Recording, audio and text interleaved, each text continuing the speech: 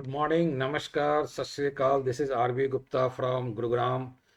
आज की एनालिसिस हम देखेंगे 29 जून के लिए, मंडे के लिए, राइट। और इसमें हम सारे ग्लोबल डेटा को भी देखेंगे और हमारे डेटा क्या कहता है, टेक्निकल फंडामेंटल्स, इन सब को देखते हुए फिर हम प्लान करेंगे। चलिए, ओके। तो माय डियर फ्रेंड, सबसे पहले हम लोग देखते हैं कि फंडामेंटल्स में आज क्या कह रहा है ये डॉलर इंडेक्स। जो पिछले हफ्ते 100.75 था, इस करंट जो भी चल रहा है 101.37 मीन्स ये बढ़ गया। ये हमारे लिए एक बैड कंडीशन है, राइट। जब भी डॉलर इंडेक्स बढ़ेगा तो ग्लोबल मार्केट पे इफेक्ट पड़ता है और इक्विटी में डाउन जाती है।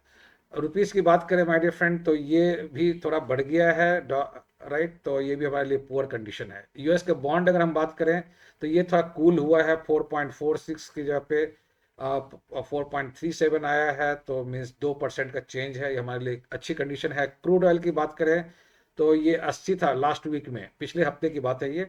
तो ये अब जो है 72 पे आ गया है, मतलब कि अप्रॉक्सीमेट 10% के आसपास जो है कम हुआ है। ये अच्छी बात है क्योंकि वॉर का आपने पता है साइन हो गया। बट बीच में अभी फिर से जो है कल ये आया है न्यूज़ में कि अमेरिका ने जो है ईरान के ऊपर अटैक किया है। तो वो एक रिस्पांस आज रात और रिस्पांस दिखेगा कि ईरान का क्या रहा। उसका इम्पैक्ट कल सुबह में हमें दिखेगा, वो हम देखेंगे कल की मॉर्निंग के लिए। सीपीआई इन्फ्लेशन तो ये अभी आएगी, टाइम है क्योंकि ये क्वार्टरली आती है। जीएसटी कलेक्शन ये 1 तारीख को आएगी। प्रोडक्शन, इंडस्ट्रियल प्रोडक्शन जो है वो भी बाद में आएगी। तो ओके, जीडीपी भी ऑल बाद में आएगी क्योंकि क्वार्टरली होती है ये। और अगर हम पी की बात करें तो पी रेशियो जो है वो हमारा थोड़ा सा बढ़ा है, बहुत ज़्यादा इम्पैक्ट नहीं है, बट बहुत ज़्यादा बढ़ जाती है तो हमारे इक्विटी में फिर फॉरेन इन्वेस्टर्स जो है वो इन्वेस्ट नहीं करते, उनको महंगा लगता है, राइट। इंडिया विक्स जो है ये थोड़ा बढ़ा है, ये कोई इशू नहीं है, नॉर्मल कंडीशन है अभी इस समय। बट थोड़ा ये वोलेटिलिटी का संकेत देता है ये। पीसीआर की अगर हम बात करें माय डिफरेंट, तो निफ्टी की पीसीआर इस समय 1 है, ओके है, नॉट एन इशू। बैंक की जो थोड़ी सी ओवरबॉट में दिख रही है 1.2 है, बट कोई बहुत ज़्यादा नहीं है। 1.35 के ऊपर होता है तो ओवरबॉट हो जाता है ये। पीसीआर सेंसेक्स की बात करें तो 0.9 है, so that is okay, not an issue, right. अब हम देखेंगे फंड की। पिछले हफ्ते में कितना फंड जो है आया है, तो माय डियर फ्रेंड, एफआईआई ने 45,121 सीआर का सेल किया है और डीआईआई ने 76,156 का सीआर का बाई किया है।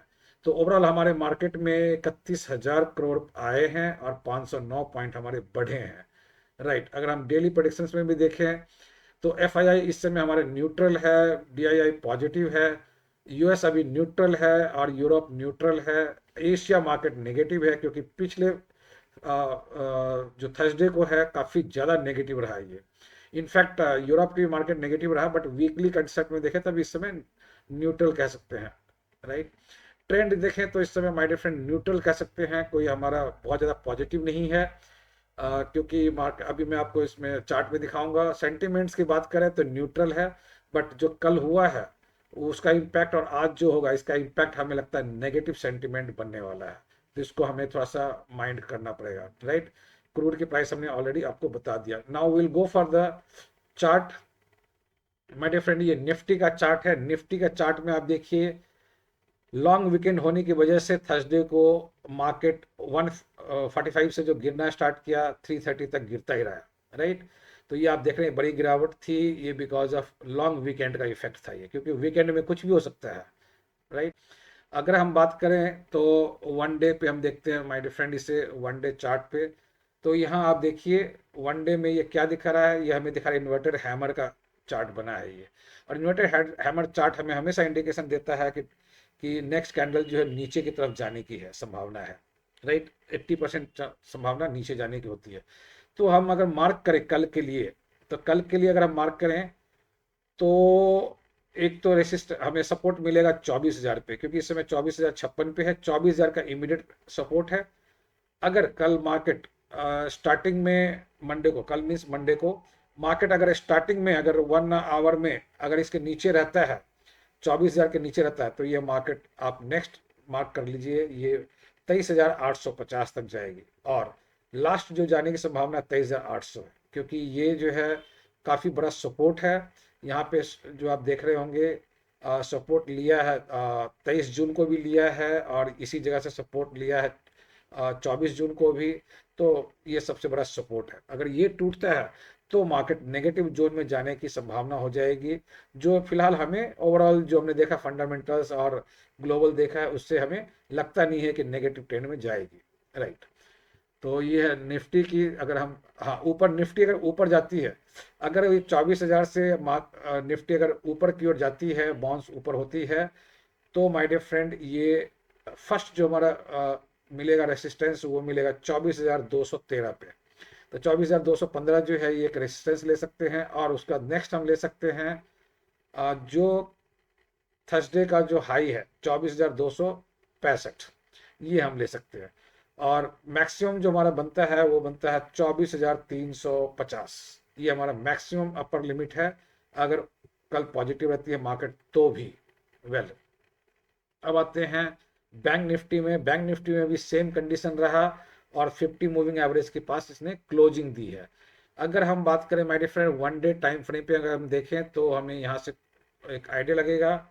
इसने भी जो है एक इन्वर्टेड हैमर ही बनाया, बट ये एग्जैक्टली हैमर नहीं है बल्कि ये नेगेटिव कैंडल हम कह सकते हैं, बेरिश कैंडल है। और ये ऊपर से जब कभी भी ये ऊपर हाई से अगर बेरिश कैंडल आती है तो अगली नेक्स्ट कैंडल भी जो है अप्रॉक्सीमेट यहाँ तक आने की संभावना है 57,545 के आसपास। तो आप मार्क कर लें, क्योंकि इस समय 58,177 है। तो 58,000 जो है एक छोटा सा सपोर्ट मिलेगा इसको।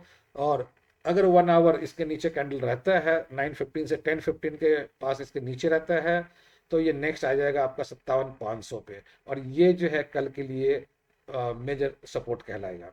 अगर उसके बाद भी नीचे आती है, बहुत ज़्यादा डीप होता है किसी न्यूज़ जो दोनों में ईरान और इसमें फिर से वॉर का स्टार्ट हो गया कंडीशन अगर आती है, तो फिर ये आप इसको 57,000 राउंड फिगर तक आप इसको देख सकते हैं। और अगर उसके भी नीचे आती है तो एक है गैप को फिल करने के लिए आएगी, वो होगी 56,850। मैक्सिमम है 56,850 का, इसे आपने ध्यान करना है, राइट। नीचे के लिए, ऊपर के लिए अगर कंडीशन बहुत अच्छी स्टेटमेंट आ जाती है ईरान की और यूएस की, तो ये एक तो जो थर्सडे की हाई है वो रेसिस्टेंस का काम करेगी 58,680 90 के आसपास, राइट। और उससे ऊपर जो फाइनल जो होगा वो होगा हमारा 59,000 का, ये मैक्सिमम होगा मंडे के लिए, राइट। अब नेक्स्ट देखते हैं हम सेंसेक्स में भी आपने देखा कि ये मार्केट नीचे गिरा है। वो आप टाइम देख रहे होंगे अप्रॉक्सीमेट 12:15 के पास से। तो 12 o'clock के बाद से कंटिन्यू गिरता गया, क्योंकि सेंसेक्स की एक्सपायरी थी, मंथली एक्सपायरी हो गई है थर्सडे को, इसीलिए ये पूरा गिरता रहा, राइट। और निफ्टी की एक्सपायरी होनी है ट्यूसडे को, 30 तारीख को होगी।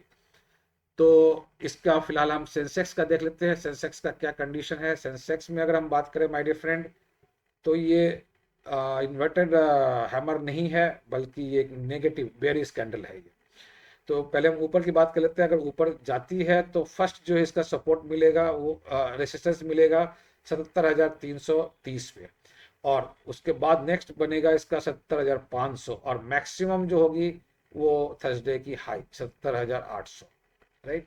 ओके, और नीचे की बात करते हैं तो नीचे ये एक छोटा सा सपोर्ट मिलेगा इसको 70,000 पे, छोटा सपोर्ट है और ये इजीली ब्रेक कर सकता है। फिर नेक्स्ट इसको मिलेगा 76,500 इसका एक सपोर्ट बनता है। और अगर वॉर अगर थोड़ा एस्केलेट हो जाती है तो फिर ये जो मैक्सिमम जिसकी बनेगी 76,030 पे। तो 76,030 जो है इसकी मैक्सिमम होगी कल के लिए।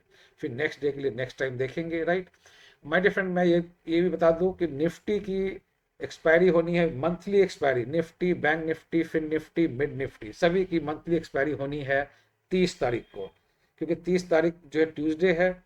और तो एक्सपायरी के समय मेनली कंसोलिडेट करता है, तो इस चीज़ को आपने ध्यान रखना है। तो आप वन वे मार्केट जो है अगर आप देखना चाहेंगे कि मंडे मंडे हो सकती है one way market, but Tuesday को चांसेस कम है, इस चीज़ को माइंड में रखना है, right. Thank you, all the best.